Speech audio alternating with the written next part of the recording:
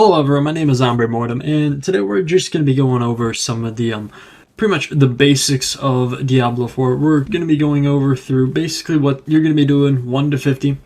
Now I'm going to have a separate guide, pretty much guide quotation marks, on what you're doing from about 50 to 100 once I hit 100, which might be a while, but I just don't want to make that guide until I know all the systems and can properly explain it all. So that might take a little bit just to get up there, because as you can see, I'm only currently level 53. I'm currently trying to grind as many levels as I can per day, so we will see how fast I can get up there, but it is what it is. But anyways, we're going to go through everything you kind of need to know through 1 to 50, all the things that change once you hit the third world tree tier and stuff like that, and as well as everything you can do to pretty much get ready for the third world tier, or basically everything you can do to get as powerful as you want in the world 1 or world 2 if you don't really want to go into world 3, and there's quite a bit to go on there, so I will be explaining a lot of that. So without further ado, I give you the unofficial guide to everything you didn't really but kind of do need to know in Diablo 4.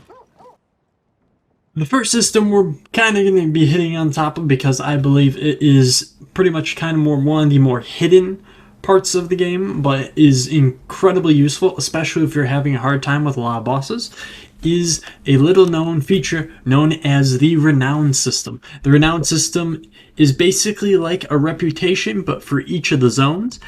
And as you can see, I've gone a little bit through each of them, but it doesn't mean I can't explain what it is. Basically, in each of the zones, there's going to be different things you can do. You can discover areas, you can do the dungeons, find things called altars of Lilth, do side quests, conquer strongholds, and find waypoints to teleport to.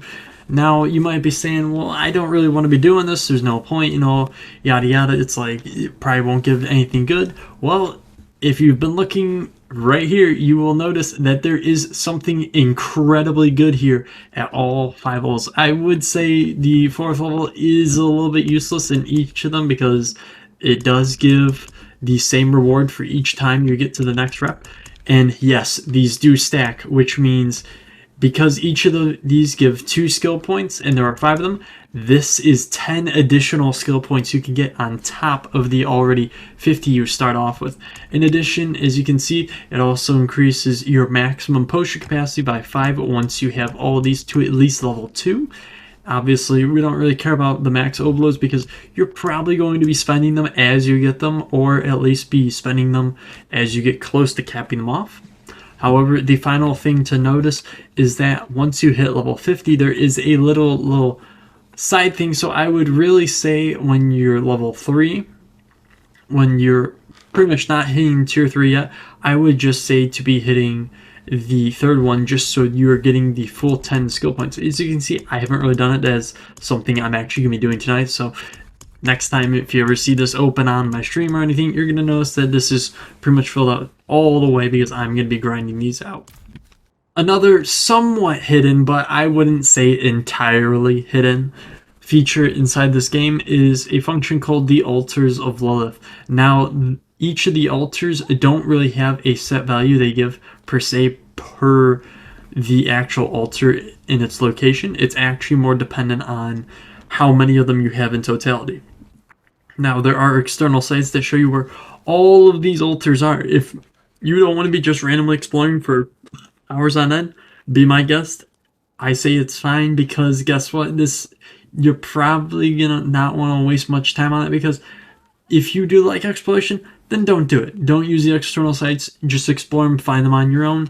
If you kind of just think it's a dumb feature and you just want to get over with, like a lot of people do, because a lot of min-maxing culture, there are external sites. Literally just type in Diablo 4 interactive map, it's pretty much the first result. I mean, you would imagine that would exist. But anyways, as you can see, I have some of these done, and these give very important stat boosts. So they actually give stat boosts, like they give you additional strength, additional intelligence, additional willpower, etc., etc., making them incredibly useful, especially if you're having a hard time trying to finish off bosses, or feeling like you're just not strong as you want to be. This is something you can pretty much just run around like a crazed person and just find all of them, because these give incredible stats. So there's really no point in not going and finding them all. And just like I mentioned in the Renown system, each of these actually do give 10 points to Renown. So let's see, 28, that would get you all the way up to probably about 2. As you can see, each zone has a different amount.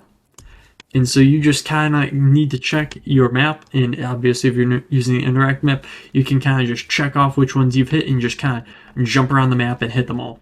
Another one of the features, which a lot of people like to think is very well known, but I like to think is kind of not well known, is the legendary system. Now, the legendary system has quite a few different legendaries. Now, you might be thinking, well, don't we already know all the legendaries are? There's all the aspects, isn't that it? Actually, no, there are quite a few what we would call hidden legendaries. Now, these legendaries seem to be a bit more level gated, so you might not be finding them, or at least we're not really sure when they start to appear, but it appears that there are quite a few legendaries that do appear after certain levels. So, for example, there is a legendary that I know I have on one of these, like this one. This is a legendary that, you know, more enemies that are close to me, I gain health from it. I literally just siphon health from them, basically, but I don't do damage. I just siphon health. Now, that legendary isn't actually an affix, so it is actually something interesting, because that means even if you think you can like look up a guide and figure out all your legendaries, there may be legendaries that are just being secretly added behind the door or stuff like that. So really, there's no end in sight of what you can have for legendaries. So you always want to be checking those legendaries you picked up, just to make sure that you didn't accidentally just pick up some incredibly powerful legendary that you have never seen before. So that's always something to be looking out for. Now, in terms of priority, obviously there's quite a bit of debate as to what you should be doing in priority. However, I would say that it is of utmost importance that you finish the campaign. The campaign, if you just do the campaign, you will be at level 39 when you go fight the final boss. I'm not going to tell you who the final boss is, because that's kind of spoilers, but you can imagine who it is. But anyways, by the time you're level 39, you go fight the final boss. Now, disclaimer, the final boss is 45. They are hard stuck 45, but they will scale you upwards after that point. Now, you might be saying, Ombre, we're supposed to be doing a bunch of dungeon stuff. We're supposed to be doing quests. We're supposed to be doing maybe quest line. Why are you looking at pretty much a cauldron? Well, the answer is the Alchemist. The Alchemist is pretty much one of the most useful, especially while you are leveling even up to 100.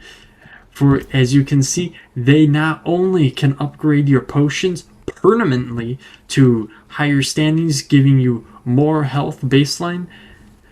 As you can see, it starts off with 17, goes up 48, and just keeps going up, up, up, up, up.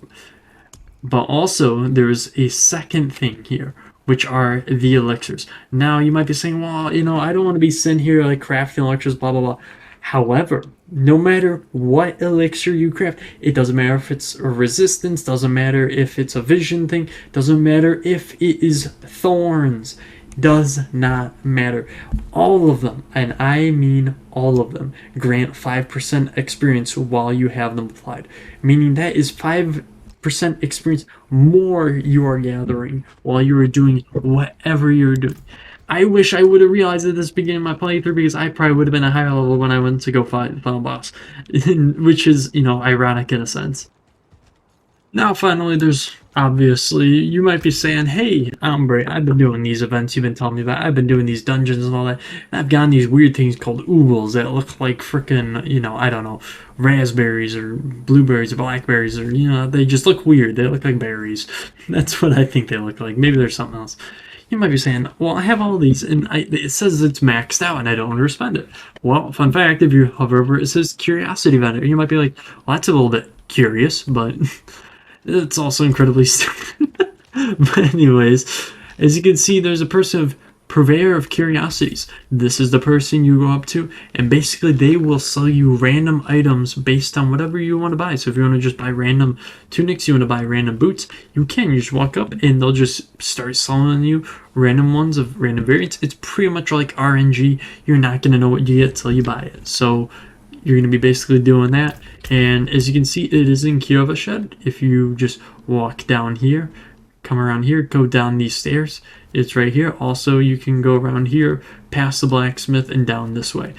As you can see, it's kind of in a back alley. Here, I'll just show you really quick. It's pretty much just in a back alley over here. You just go down 2 sets of stairs, and there's the blacksmith right there. That's a pretty notable place, everyone knows. So if you're looking for purveyor curiosities, that's where you take care of that. Now I'm going to explain these last 2, more like 4 things. They're all pretty much the same thing, but as you can see, they're 2 different things combined, and they have very similar systems. So we have basically the crafting systems, the blacksmith, and the jeweler. Those are the 2 you're really going to be worried about most. Now, as you can see, if you want to upgrade something, you just put it in here, and you basically just need whatever materials you need for upgrading it to next level. So you can see iron chunks are only needed to upgrade something to level 1. I'm just going to use this just so I can show you. And then obviously you'd only need magic crafting materials, which you can get from salvaging magic items. So it's the blue stuff, basically what I would consider like uncommon, but they call them magic in this game. That's where you get those from. You just break them down just here. You'd use this, and boom, bada bang. Now you get some salvage. Obviously, I didn't get that time, but you will typically get some salvage. Now, to get the next tier, you would need the stuff you get from rares. So, as you can see, I have rares right here. I can just break down a few of these, and as you can see, I get some rare crafting materials, as well as I did get some magic materials at that time. Now, as you can see, if you look at the names, it's iron chunks, silver ore, veiled crystals. And you might be thinking, hey, iron chunks, can you mine those? Yes, you can. There are iron ore deposits all over the world that you can find, and you just look like anything else, like a container or anything else, and you just click on them. They're always in the open world, and you just click them, and they drop some ore. Now, obviously, there's different variants to them. However, I don't know all of them off the top of my head, but I do know that based on what level zone you are in, sometimes they'll drop even higher stuff. So sometimes they'll drop silver ore if it's like a silver vein, and if there's veiled crystals, it will sometimes drop from those as well. However, the final one, which is the legendary, which you gain from basically scrapping legendaries, is here I will upgrade one of my gears really quick just so I can show you real quick. As you can see, this is also from rare craft materials. We're just gonna upgrade one more time just so I can show you. Okay, maybe one more time, maybe not. We accidentally went all the way. Anyways, as you can see, these you salvage from legendary items, and so obviously you can only get them by scrapping these legendary items. I'll do it, and I'll show you by scrapping a legendary item. I know, risky business, but as you can see, it gave me a rare craft material which you can only salvage from legendary armors.